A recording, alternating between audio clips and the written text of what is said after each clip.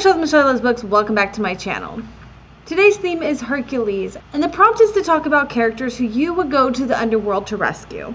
They don't have to be dead, but I decided to go ahead and talk about character deaths that were devastating and just should not have happened. That being said, I will put an image of the book up here, or over here actually, so that you can mute the video in case you haven't read the book. I did also try to stick to books that most people have either seen or watched the movie, so there really wouldn't be any spoilers. So anyway, let's go ahead and get started. So the first one is Hunger Games. The character that should not have died, that I felt was extremely devastating, was Rue.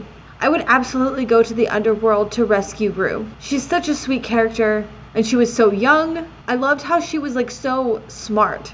Like, she knew she was small and probably couldn't get around, so she was just like a master at hiding, and she had a lot of skill. Plus, the way she died was just so tragic, and the way Katniss reacted, it makes me cry every time. When she got trapped and Katniss found her, I had so much hope that everything was going to be okay, and somehow they would figure a way out. The first time I watched it, or the first time I read the book, that they were all going to be okay, because nobody, like, how could you kill Rue? But no, of course not. She was stolen from us, and the way that Katniss reacted was just even harder to experience. In the last book of the Hunger Games series, The Mockingjay, and actually Jenna, at just a little bit random, also mentioned this character, but I'm going to second that. And that is Primrose Everdeen, Katniss's little sister. By the end of the book, she became her own person. She learned how to do healing, or she learned how to do medicine like her mom, and she really became an asset. And then she just got blown up, and it was just not fair. Like, Panem needs more people like her. The next character is from Twilight Eclipse. She's a little known character that does not get enough credit, and that is Bree Tanner. I know that we only meet her for just a minute, unless you read her little novella, which of course I did.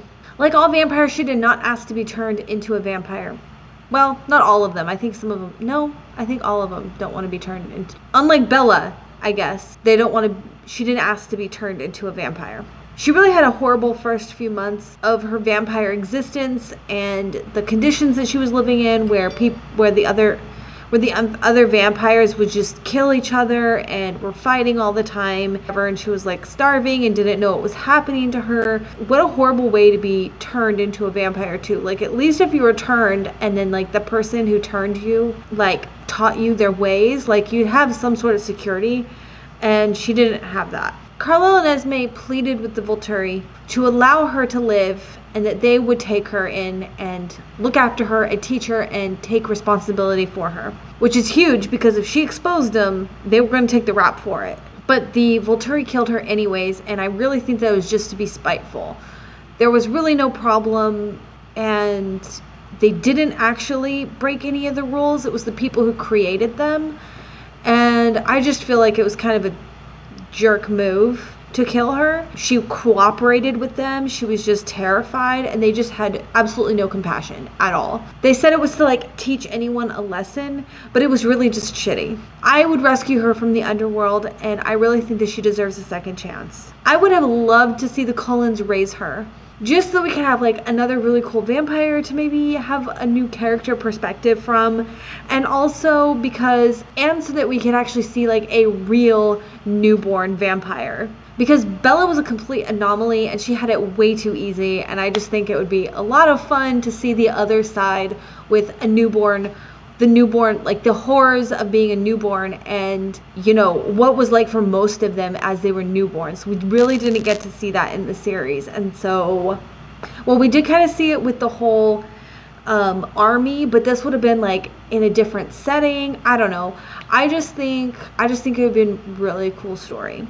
The next character is from Maze Runner, and it's been a long time since I read the series. It was actually a blog post that reminded me of this character's death, and I was like, that's right, I remember reading that.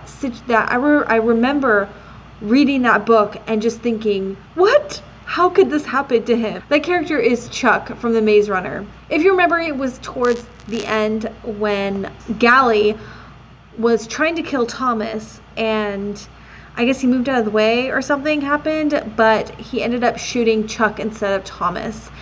And it was just so devastating because Chuck is like one of the sweetest ones. Like a lot of the other guys, while they are sweet, they weren't sweet in the same way that Chuck was. And it just was not fair. So I just don't think that he deserved to die. And Gally always bugged me. I could see his perspective, but he just always made me so mad. He was always like jumping to violence to sort out his problems, you know, jumping to the extreme solutions. Chuck was just kind of in the way of his anger, and it just should not have happened. So I would definitely rescue him from the underworld. The next character is from Vampire Academy, Shadowkiss. I think this is the second or third book? Third book, I think. I should know this, but wouldn't you know, we all kind of agree, like they actually kind of start bleeding together. But anyways, the character from this book that should not have died is Mason. On my reread of this book, I still did not expect for Mason to die like that. I didn't expect him, and when it happened, it was just so sudden. It was so shocking. It was so devastating. It was so sad. And he's just such a good person. He's so sweet. He just follows Rose into any crazy situation. I also really like that he was not afraid to also stand up to her sometimes. Like, he wasn't like a pushover, but he just admired her, and they would have a lot of fun together, get into trouble together, and this is the result of one of those impulsive decisions. He was just such a cool character. He was a kind of refreshing character too. The series is not the same without him, and he should not have died like that. So I would absolutely rescue him. The next characters are from Divergent, and those characters are Tris Pryor's parents. Every time I rewatch the movies, I cry. I cry every time that they die, even though I know it's coming. It's devastating. They should not have died. The way they died, it just hurts my heart. And what even makes it worse is after Tris's mom dies, first her reaction in the movie, it's so well written in the books, but just seeing it in action and seeing her cry, like, it's one thing to write out when a character is crying, but like to actually see it acted out. How do you say her name? Shaylee, the actress, like, does such a good job, and it's so like a gut-wrenching cry. But then what makes it worse is that when she finds her dad and her brother, she has to tell them. And then we go through the hurt all over again. And then her dad dies. And I know it's kind of like one of those things, like his death was kind of sacrificial. The actors they picked to play her parents just seemed like such open people that, like, even though I wouldn't know them, I could just go and get a hug from them and just feel really safe. And they just should not have died. So I would go to the underworld to rescue them. Now, the very last character I saved to the very end just in case. Maybe not everyone has read this book, so I did save it for the last. Hold on. That keeps coming out really wrong. The very last character I saved for the end because I feel like this is a book that maybe not everyone has read. Not like the other ones where I feel like it's pretty universal. Everyone has read them or at least watched the movie, so the deaths wouldn't be spoiled. But that book is Crescent City. And the character from this that shouldn't have died is Lahaba, the fire sprite. I love her. She's a very small little character, and she's probably kind of insignificant, but those are the ones that, like, just really didn't deserve to be caught in the middle of all this shit. And I just kept hoping that she would pop up again. Yeah. Do you know what a marsh is? No. Google it. Because I'm trying to make a sand kingdom for my game now. A marsh is like kind of like mostly grass, but like watery, I think. But go look it up. Okay. I think something else that really, when I started reading that book, I was just so impressed by all the different types of species of characters and how, like, they weren't just portrayed as monsters, but they were just real, like, characters with real personalities, and they're sweet, and they have, you know, distinct personalities, and they're friends. And this is the first book I've ever read that had like a fire sprite, and then they had to take her from us. She's still, I want to see her in the next book. So I kept hoping. When it happened, I was like, you don't actually know that she's dead. I kept hoping that she would pop up again, and she just didn't, and so I just have to assume that she's dead, and it's just not fair. Do you know what a dune is?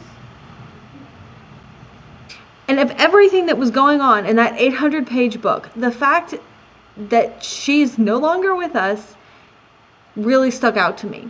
So yeah.